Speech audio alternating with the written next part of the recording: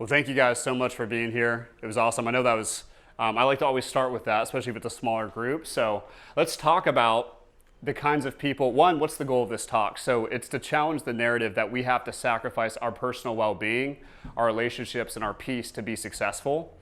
And why we even have that narrative to begin with. And then how that shows up as far as our behavior, our mindset, and then also what can we do about it? So a lot of people in here are probably self-aware. Show of hands, how many people here would consider themselves self-aware?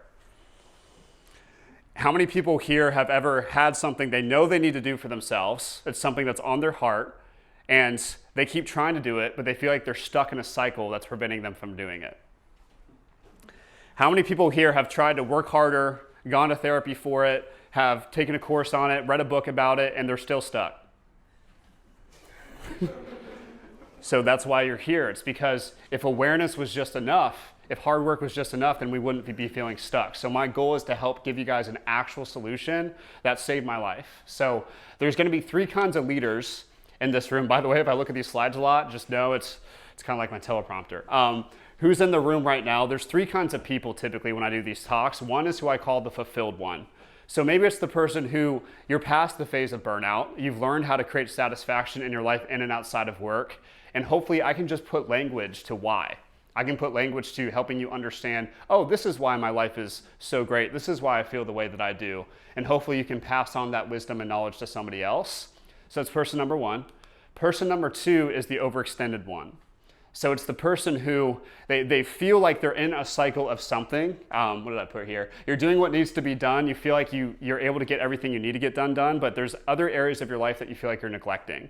So it's like if you're not working, it's really hard to get yourself motivated to do it. Maybe there's things that you used to enjoy in your life that haven't been really relevant for a while. Maybe you find yourself scrolling on your phone a lot. If you're not working, it's just really hard for you to be engaged. You feel like something's off, but you're not really sure how to fix it or how to change it, or maybe even know exactly what it is. So that's the middle ground here. The third person is who I call the worn down one. So it's the person, every day they're waking up, they feel like they're trudging through mud.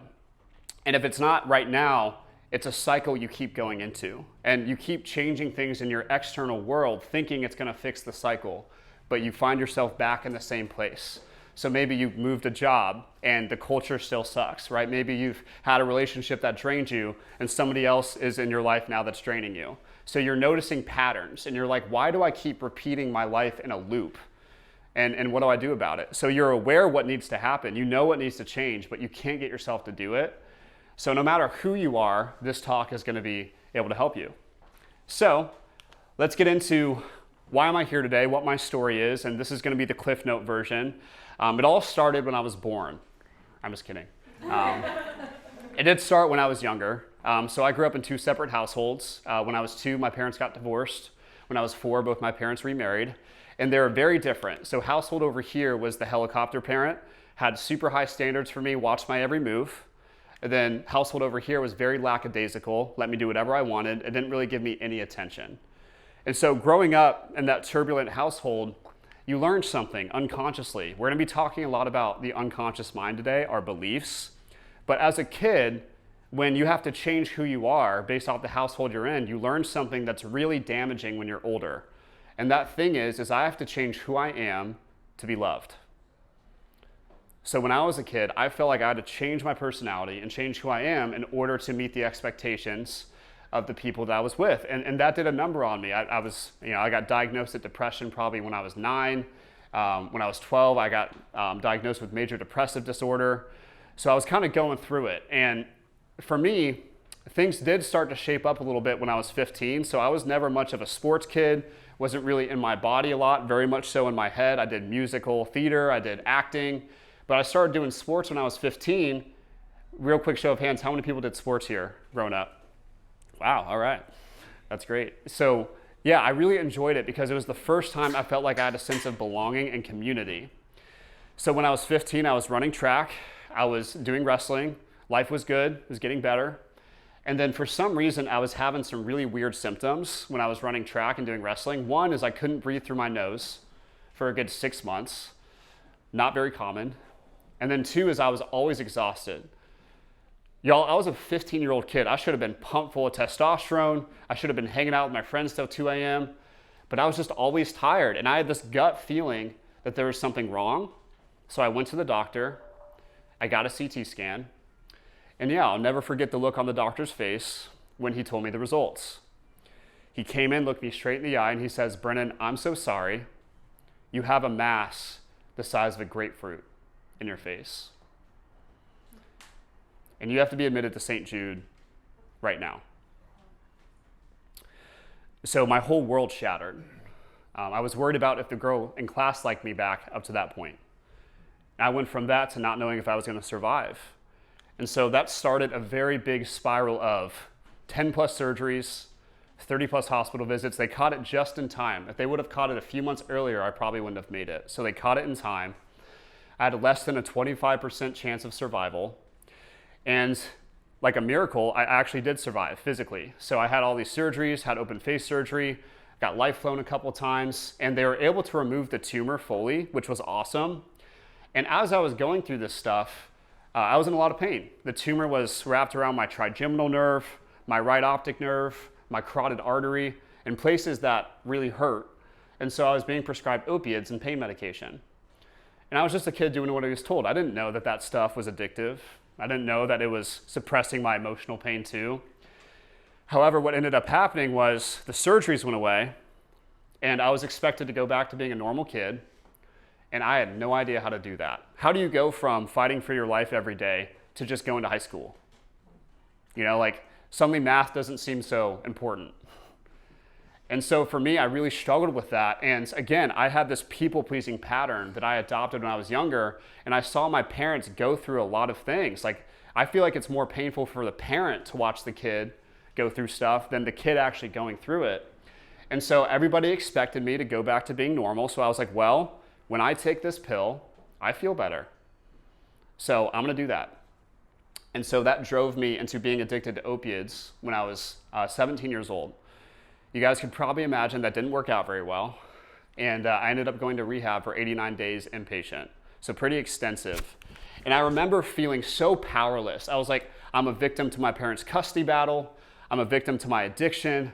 I'm a victim to just bullying at school. Just so many things were against me. And I remember making a conscious decision when I was in rehab. And that decision was, I'm gonna do whatever it takes to be successful. I remember whatever it takes. And so it was almost like a switch went off in my head. And all of a sudden I went from the depressed 17-year-old who was addicted to drugs to doing the most extreme thing that I could think of to get out of that situation, which for me was joining the Marine Corps. And so I joined the Marine Corps when I was 19. I definitely lied, by the way, to get in. They didn't know about my stuff. It's fine, it worked out. Don't say anything. I have a nice life. So I lied to get in the Marine Corps. However, I got in, I was in the reserves, and I also started working for this super fast-growing nutrition and supplement company. And for the first time in my life, I felt like I was actually good at something. I was good at sales, I was good at marketing, I was helping people with their nutrition and their supplementation, their meal plans, their coaching. That didn't make sense, but yeah, I was helping people. And I was getting addicted to it. And what I didn't know, as I was moving up the ranks in this career, I just swapped one addiction for another. So I swapped my addiction to opiates to my addiction to overworking myself. And for me, I became so consumed with my job because one, I was thrown into leadership positions that I wasn't prepared for. So it was very much so trial by fire. And don't get me wrong, I'm an Aries, right? I love that stuff. But it was very much so like I was known as the guy to get it done no matter what. And that identity was so important to me. It didn't matter what I had to sacrifice, I got it done. And so that worked for a while. That worked for a few years. And a few years into it, I started to feel burnout. And for me, I had this Marine Corps mentality, right? So my mentality was, you have to sacrifice yourself for the sake of the mission. That's what's required. If you don't do that, you're not doing something right. So I wore my burnout as a badge of honor, and I thought there was something wrong with me. I thought it's because I was too lazy, I wasn't disciplined enough. I thought it was literally a personal character defect. And so what did I do? I shoved it down and pushed harder. there was a situation where I was a district manager at a certain company. It was known as the no man's land district. It was the district that everybody went to and they failed. Somebody got fired or they quit. Nobody could figure it out. And at this time, I was dating somebody who really loved me for me. She didn't care about my job title, my accomplishments. She was somebody who really cared about me as a person. And I remember being at a crossroads because I got offered a position to move to Rhode Island. And I remember having to choose between her or the job. And we tried to make it work long distance, but I already knew in the back of my head, I was already kind of checked out. This sounds terrible to say, but I feel like she was a distraction in my life. I thought that rest and women and anything that didn't help me with succeeding something was a distraction. And so what I did is I broke up with her. I pushed her away. About a year into managing those stores in Rhode Island, I fixed it, but I was completely exhausted. I was completely burned out, so much so that I was having suicidal ideations. And I was like, I have to do something. This is the problem. I just have too much responsibility. So I'm going to sit down and I'm going to demote myself. And then I'm going to move to Indiana and that's going to fix it. That's all I need to do, right? Just demote myself, go to Indiana. Not the fact that I had a crippling stimulant addiction. So I moved to Indiana, hit a record-breaking store opening. And it was weird because the day after I hit that store opening, I get a phone call. And my stepmom really struggled with alcoholism. So she really struggled with pills, alcoholism, addiction ran in my family in that way. And I remember getting a phone call from my dad the day after I hit a record-breaking opening, and he was in tears. I was like, Dad, what's going on? And he says, Brennan, your mom is dead. She drank herself to death. So I call her mom because I knew her since I was 4 years old. And I remember him asking me to come home. And I remember I reluctantly did it. And the only thing I knew how to do was I can't feel this stuff. I have to shove it down and work harder. So I did what I always did. I shoved it down and I worked harder. And then because I was carrying all that stuff, that's when I started to rely on stimulants to get me through. So I went from general manager. Of course, I had to get promoted again, right? I went from general manager to senior store manager to district manager, not learning my lesson. And then eventually when I was 25 years old, it all ran out. So I was using this fuel, and this is what I call the fuel that I was using to succeed. I call it the power of low self-esteem. So the fuel that I was using to succeed was feeling like I'm not good enough, being angry at my past self, doing things out of spite, proving people wrong, and that is potent stuff. It'll get you to a certain point, but for me, I couldn't sustain it anymore. And when I was 25 years old, I was standing in one of my stores one day, and I just collapsed due to exhaustion. Standing in one of my stores. And then what began to happen was my whole life began to unravel. So I lost my job, put in my month notice, I had to. I lost my relationship. I lost the house that I was living in. So for the next 6 months, the last 7 years of the success that I'd built for myself burned to the ground. And when that happens, when your whole sense of self is wrapped into your work, that really poses the question, why? I did everything I was supposed to do. I hustled harder, I worked harder, I grinded, I was told sacrifice is the answer, so why am I left here burned out, addicted to drugs, wanting to end my life? Because that's where I was. And before that happened, y'all, this is something from a movie. Before that happened, I heard a voice in my head, and that voice said, do not end your life before you know what it's like to really live it. I was this close. I had a loaded gun. I was this close to doing it, and trigger warning, I probably should have said that.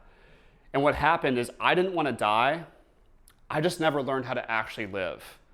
I realized it was almost like a simultaneous realization. I spent my whole life chasing success, seeking validation, living my whole life full of shoulds. And that's why I was burned out. It wasn't because I was overworking myself necessarily. It wasn't because of the stuff I was doing. It's because I was fighting myself as I was doing it. It's like something within me didn't want me to keep doing the things that I was doing, but I didn't listen. My mind overrided my heart. And over time, I became so disconnected from the person I actually am in the pursuit of success that my whole life reflected it and it burned to the ground. And I share this story with you guys because maybe you didn't go through my exact journey, but maybe you see parts of yourselves in that journey. And I'm the guy who's here to tell you, Do not wait for the train to hit you before you make the move. When your heart's telling you that you've outstayed your welcome, when your heart's telling you that there's something you got to do and it's not logical, it doesn't make sense, that is the moment where you want to move. It's not when the universe and God forces you to move. It's when you actually have the intuitive knowing and you got to listen to it first. And so for me, what I realized, this is why I collapsed, and I didn't understand this for a long time. So why did this happen? I was lost in trying to find a place where I felt good enough. So this is the if-then trap. So I thought, if I move to Indiana, then I'll be happy. If I break this record, then I'll be happy. If I build this business, then I'll be happy. If I make this money, then I'll be happy. And every single time I would do that, it was literally like a drug. It's like I got less satisfaction each time I accomplished more. So it was really great at first. I got addicted to it, and then it kept getting less and less rewarding as I went on.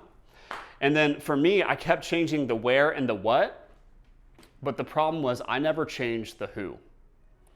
You guys ever hear from rehab or recovery, you got to change your people, places, and things? That's great, but there's a reason why there's an 85% relapse rate. It's because the people, places, and things are a reflection, a projection of who you're being. If you have beliefs that contradict the stuff that you're doing in your life, you're going to keep recreating the same circumstances over and over and over again. And you can't fix it just by trying to change your reality out here. You have to fix it by going within and figuring out, how am I projecting this into my life? Like, what am I doing to create these patterns of behavior in my life? And when I realized that, I was like, how many other people are going through this thing? Like, how many other people are externally successful? On paper, their life should be great, but internally they're miserable. And come to find out, there's a lot of people that feel that way. And so I want you guys to close your eyes for a second for me, and I want you to imagine something. I want you to imagine that you're a kid, and somewhere when you were a kid, when you were really young, somebody gave you a pair of blue glasses. And before, you saw life clearly. You saw yourself clearly. You saw yourself for who you were. You saw all the different colors of life. And then somebody along the way told you that you have to wear these blue glasses. And then what happens is you're wearing these blue glasses, and then over time, you actually forget that you're wearing them. So for some reason, deep down that life is supposed to be multicolored, that life is supposed to be not just black and white, but for some reason, it's all blue. And then you try to keep painting the walls a different color. You try to keep moving to a different place or going to a different spot, hoping that your reality is going to change from blue to the color that you remember. But it's not working. And the reason why is because at some point in our lives, I want you guys to think of the glasses as beliefs. So at some point, from the time we're 0, from the time we're 7, we learn beliefs from our parents, from society, and from culture. And those beliefs either reflect our true essence and who we are, or they don't. So we grow up thinking we're something we're not. How many people here have gone against their parents' advice, even though their advice was logical, but you knew in your heart it's something you didn't want to do? Has that happened? So it's because you decided to take off the glasses. So enjoy this photo of me when I was 11 years old. Your beliefs are your glasses. We carry old beliefs that color everything we see without us realizing it. So we don't experience life, we experience the life that we believe to be true. What we experience is our beliefs, and that forms our perception of ourselves and the world. Think about beliefs as like the root of a tree. Think about everything else as like the trunk and the branches. And so what happens, changing your job or city is just quote unquote painting the walls. It doesn't work if your lenses are still blue.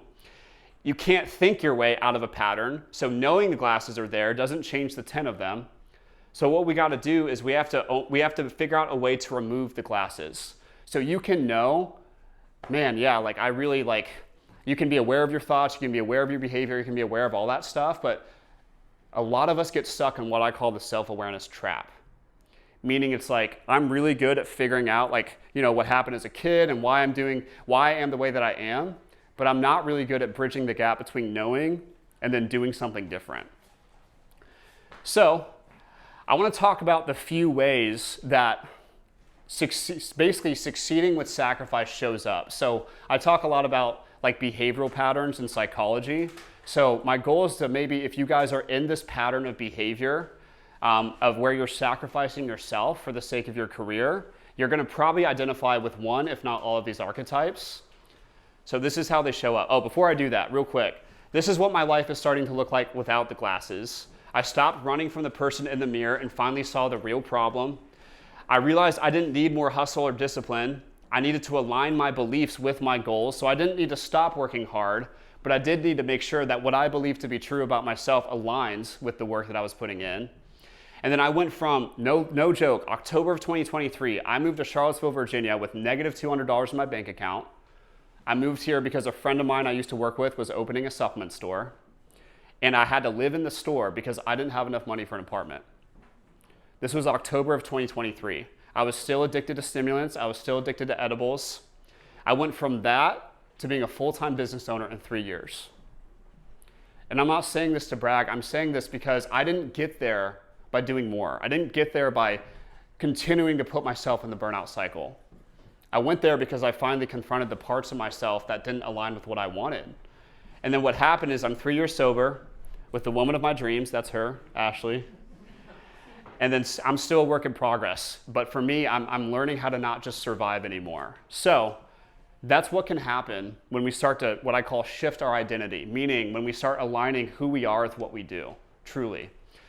And this is going to get kind of demystical in a second. So I want you guys to ask yourself the question, because a lot of people in here are busy, high achievers, you're constantly hustling.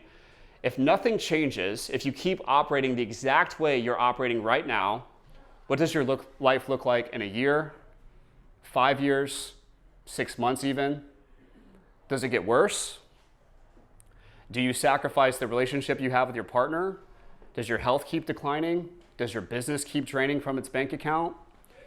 If you keep doing the exact same stuff you're doing right now, not what you want, but what you're doing, what happens to your life? And if you tell me that it gets worse, buckle up, okay? Because I'm going to teach you how to break free from the cycle. So again, there's 3 kinds of ways through all my work with clients and organizations that I see this self-sacrificial behavior show up. So these are the 3 archetypes. Archetype number 1 is the perfectionist. So this person is never feels done, never feels proud, right? So a lot of times we think we can find the perfect strategy, we make sure every detail is right, and for some reason we just can't stick to actually doing the thing. There's something that's stopping us. That's the perfectionist. 2 is the sacrificer. So we work hard, wonders why it never feels like enough. No matter what we do, we feel like we have to keep doing more, and we're never truly satisfied with the amount of work that we do. And then 3 is the rusher. So that person's always busy and rarely present. So they have a really hard time being where their feet are. So the mental tabs that are always open. And by the way, it's very normal if you see yourself in all 3 of these archetypes, so don't judge yourself here, okay? We're purely observing. I see you guys being critical of yourself already. I'm like, guys, it's okay. So let's go into the deep. So what I'm going to talk about is some of the things I've seen people want in these archetypes, the behaviors, and then what's causing us to keep doing this stuff. So let's talk about the rusher first. What they want typically is to feel in control of their time, not controlled by it. I'm going to move over here. It's easier to see. To be genuinely present with the people that they love and to feel rested and naturally energized. So can we all agree that's something we probably all want in some capacity? So people come to me looking for help on those things typically. The patterns that are holding them back, so things I see people universally doing is saying yes before checking if they actually have capacity.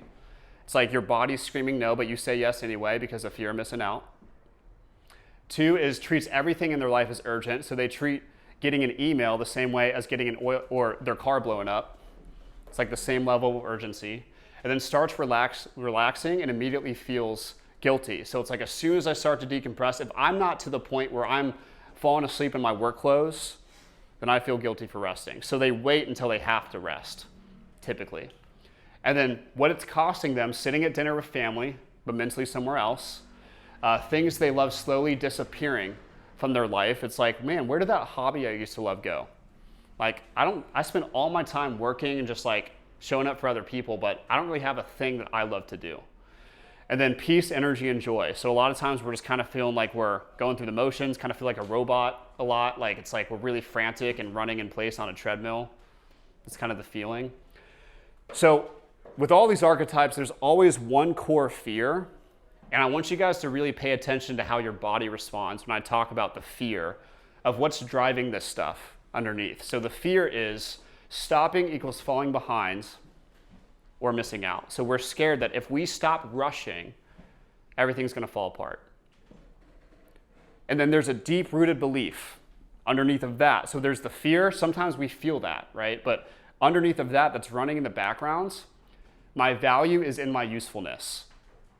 If I'm not needed, I don't matter.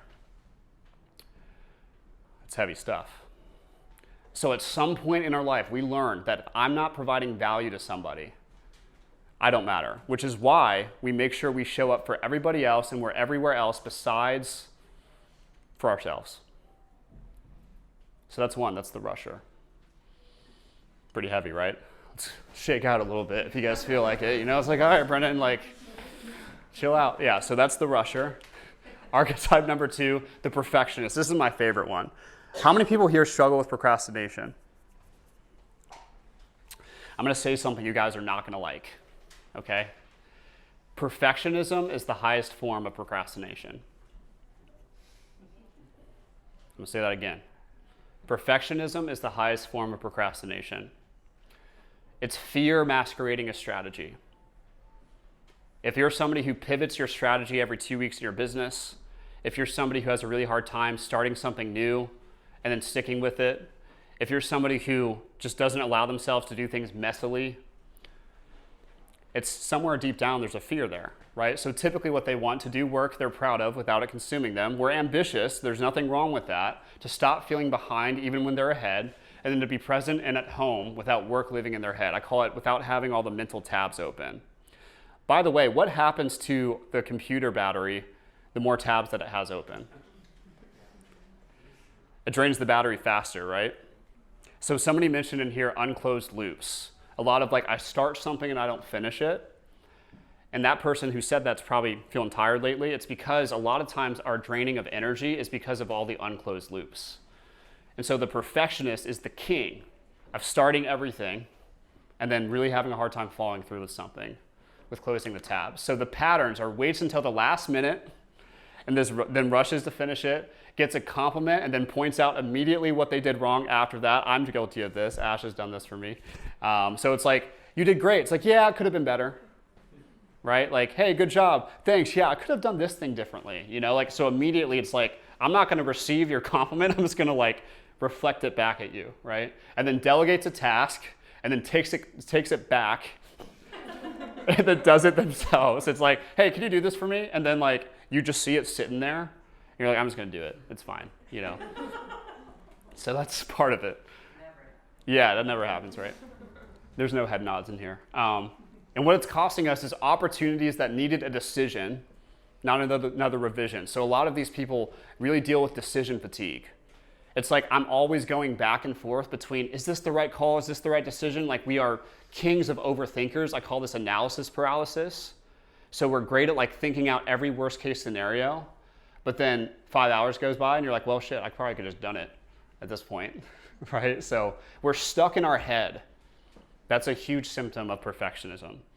The fear behind this is being seen as incompetent or not good enough. If I know I've been needing to go to the gym for a while and I don't go, it's because I'm scared people are gonna feel like I'm not good at it. I wanna just do the things I feel competent in, even if the competent thing is draining the crap out of me. I call this the competency trap. I feel like because I'm good at something and I'm known for something, I feel like I have to keep doing it even when I've outstayed my welcome. Even when I know deep down I want to do something different, but I don't because the fear of looking like a fool outweighs the pain of staying the same in that moment. So just know that's the fear. And then again, the deep belief, the root of it is my worth is tied to the quality of my work. So I used to do this. So we were measured by what's called average ticket in my old corporate career. So literally our success as team members was determined by what is the average amount somebody spends when they walk in the store. So my mood and my state of being was very much so reliant on if I had a good AOV or a bad AOV. The days where I killed it in sales, I was like on top of the world. The days where it sucked, I was super depressed. Don't talk to me. I had an existential crisis. So if you're somebody who you feel like your state is very reliant on your circumstances, more specifically your performance metrics, just know there's a part of us that's attaching our worth to that thing. It's not because your value comes from those things. It's because deep down you maybe believe it comes from those things. And here's the thing. I'm all about killing it. But it's when we attach ourselves to it, that's when it becomes destructive. So that's archetype number 2. Last one, all right? The sacrificer. What they want, to feel like their work actually means something. I feel like I said that already. Relationships and well-being, to be a priority in their life. It's like, man, like I'm having issues with my marriage. And I know I need to make this a priority, but I keep working too much, right? Or I know I want to be more present for my kids. Or I know I want to call my family more. I want to be with my parents more. It's like we know, but we always come up with an excuse as to why that's not a priority. We want it to be, but for some reason we just can't make it one. To wake up with energy and excitement instead of like waking up, checking my email right away, scrolling on TikTok, trying to soothe my nervous system because I wake up and there's like 100 things in my head I know I got to do. I want to wake up feeling excited for the day. Does that resonate with anybody? So universally, it's what people want. I'm not trying to tell you what you want, but it's what I hear all the time, and that's what I want. 2 is the patterns holding them back. Once I do X, then I can finally take care of myself. Once this busy season is over, then I can take care of myself. Once I get through this quota, I can take care of myself. Once I make a certain amount of money in my business, then I can take care of myself. And lo and behold, maybe we accomplished the goal and we did the thing, but we still don't have time to take care of ourselves. And we think it's a time management problem. We think it's because we got to optimize our schedule more or like be more efficient at the thing that we do. What if I told you it's not a time management problem, but it's more so a prioritization problem? It's because deep down, we don't know if we're valuable enough to take care of ourselves. So because of that, we don't. We always create stuff in the schedule. We always create more to do. Really important. And then compares when others people's success comes easy to them. Boy, am I guilty of this. It's like when somebody seems to have effortless success, like a part of me gets mad. It's like, you didn't earn it. You didn't work 14 hours today. How dare you? Like it used to like piss me off. I'm like, why does it come so easy to you? That frustration is a sign. That envy is a sign that it's actually destined for you too. And then over here, what it's costing them. A life that keeps getting pushed to someday. I call this destination disease. We think once we get to a certain place, then we have the luxury to get what we actually want. And that's the goalpost is always going to move. And the more we move the goalpost, the less exciting hitting the goal gets. Relationships that slowly become one-sided because they are very much so. Like I gotta sit. Like it's like I'm gonna do everything for you.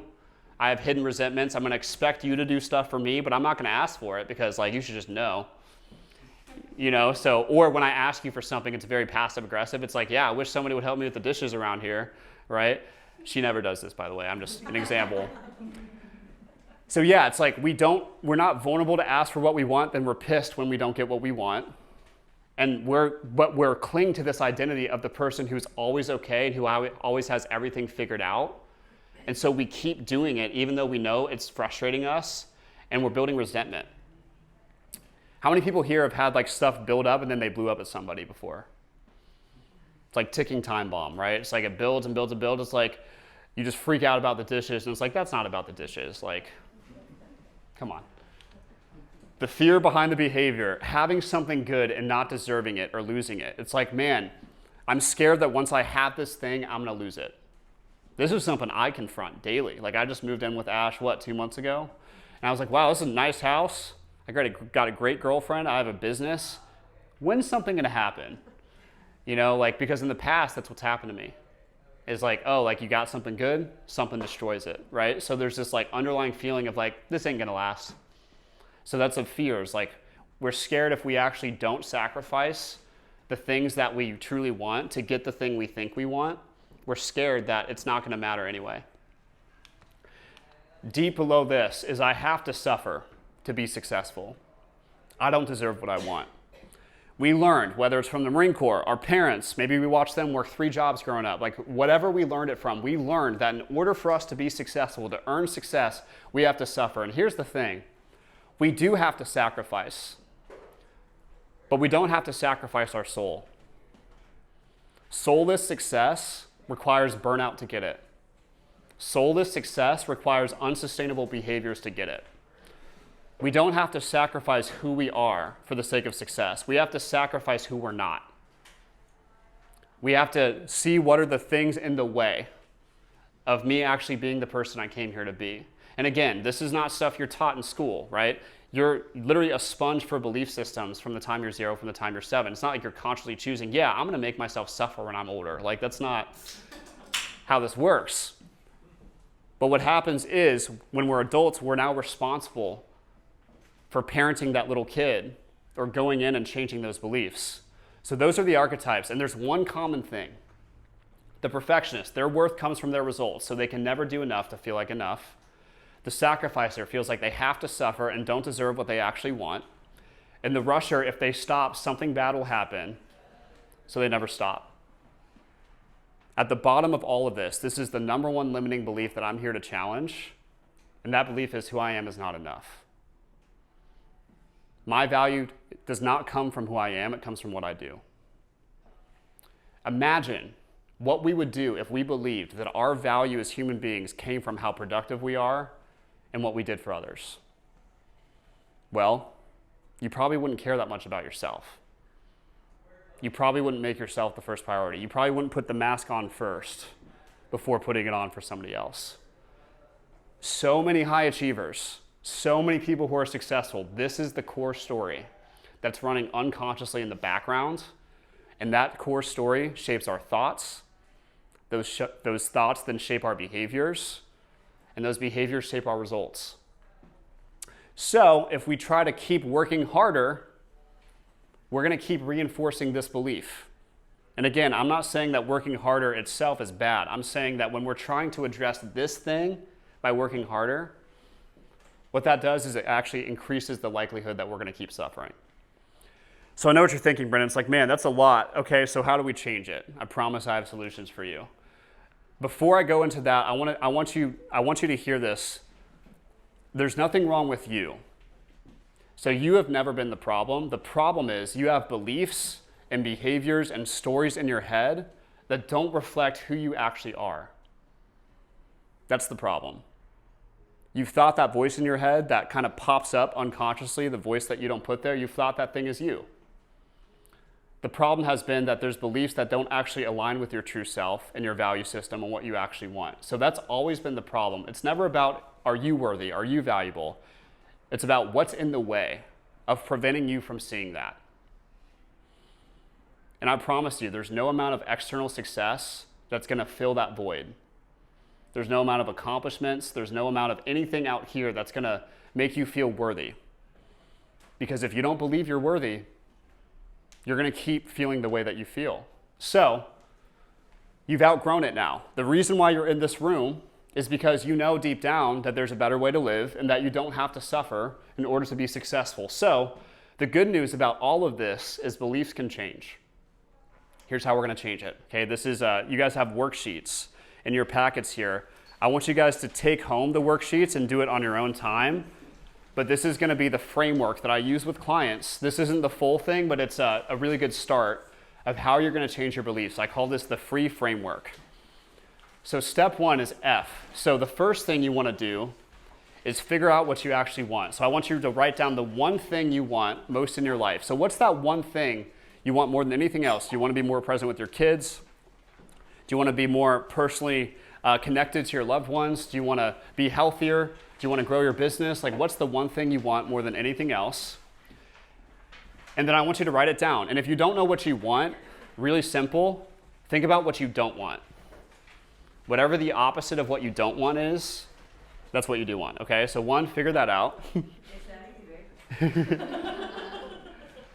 2 is R, so reveal the belief. When you reflect on what you want, I want you to think, listen to the stories that come up.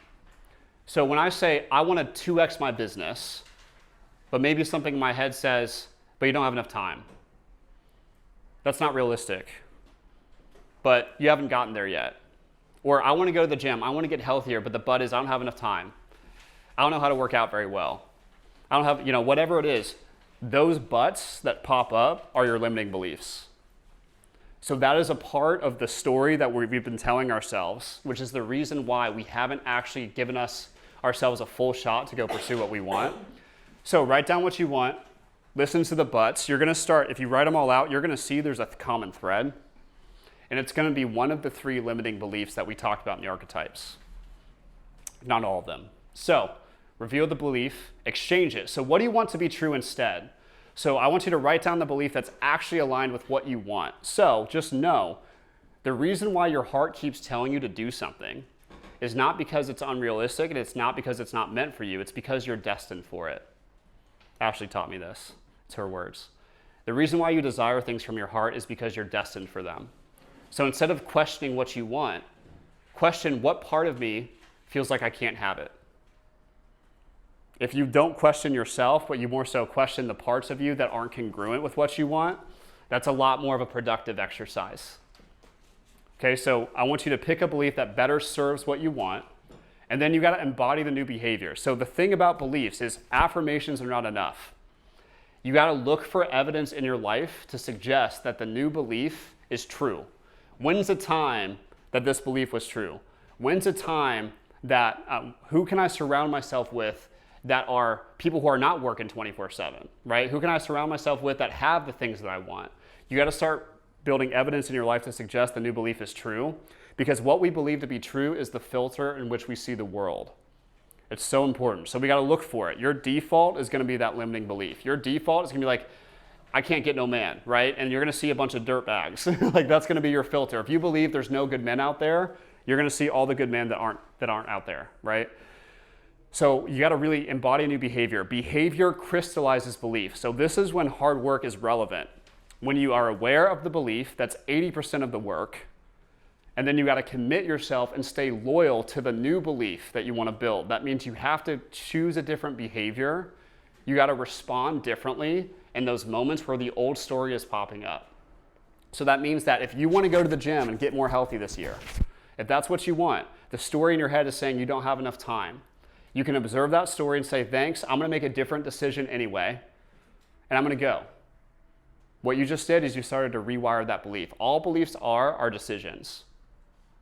You decided at one point in your life that you're not worthy of what you want because of unconscious situations and things that happened that were out of your control, and that whole story has been holding you back this whole time, okay? So, embody a new behavior.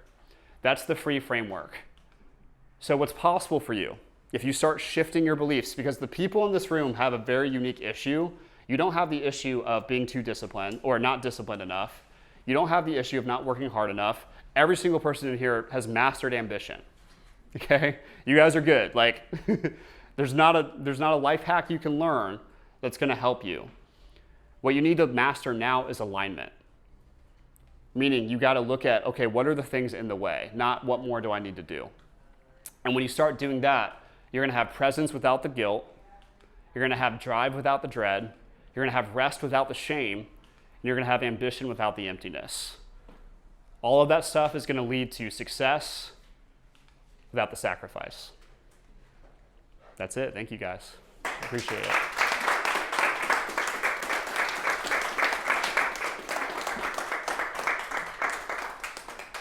Hi, my name is Sarah Brown, and I just participated or sat in the Success Without Sacrifice event held by Brennan, and it was absolutely phenomenal. I really saw myself in his story and could connect with him, and really the hustle culture that we're trying to get out of on a daily basis.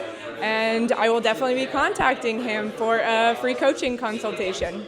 Alex Innes with 804 Mortgage. I sponsored the event here with Brennan, and success without sacrifice. You know, Brennan was a guy that I knew he was a real deal when I met him, and I had just gone through similar issues that Brennan talks about, and he just connected. We connected at the heart level, and he's been a great friend to go through some challenges in life together, and really have somebody out there who you can talk to and really listen. And I'm really grateful to have him in my life, and I'm really proud that we were able to sponsor this event today. All right. Hi, My name is Lauren Anderson. I am the owner of Arena Counseling and Consulting in Henrico County. Brennan is my coach. We're here at Common House at his Success Without Sacrifice talk, and it was pretty great. It's actually reinforcing the work that we're doing right now, which is, okay, am I living in alignment with my values, and which archetype am I? And just kind of working down that deep fear or deep inappropriate belief that, who I am is not enough, and replacing it with something more aligned with who I am and where I want to be. So it's been great working with him. I came here to support him, and I'm still coming away with nuggets. So it's like a free coaching for me, but in public.